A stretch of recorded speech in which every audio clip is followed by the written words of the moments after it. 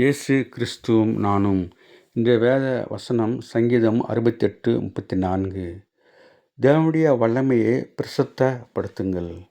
அன்பான சகோதர சகோதரிகளே, நாம் ஆண்டவருடைய வசனத்தை பிரஸ்தாபப்படுத்த வேண்டும், மற்றவர்களுக்கு சொல்ல வேண்டும் என்று ஆண்டவர் கட்டளையாக கொடுத்திருக்கிறார். நீங்கள் உலகமெங்கும் போய் சர்வ சிருஷ்டிக்கும் சுவிசேஷத்தை அறிவித்து பிதா குமாரன் பரிசுத்தாவியின் நாமத்தினாலே அவர்களுக்கு ஞான ஸ்நானம் கொடுங்கள் என்று அவர் சொல்லியிருக்கின்றார்.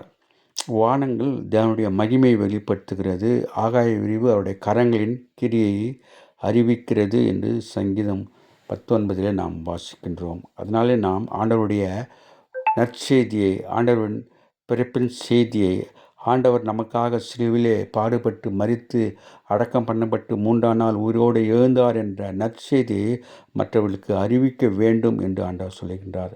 இது என்மேல் விழுந்த கடமை என்று பவுல் அப்போஸ்தலன் சொல்கின்றார். அதனாலே நாம் சமயம் வாய்த்தாலும் வாய்க்காவிட்டாலும் ஆண்டவருடைய சத்தியத்தை மற்றவர்களுக்கு போதிப்போம். ஆண்டவர் பக்கமாக அநேகரை திருப்புவோம். ஆண்டவர் வரைக்கும் காத்துப்படுவோம். Have a blessed day. God bless you.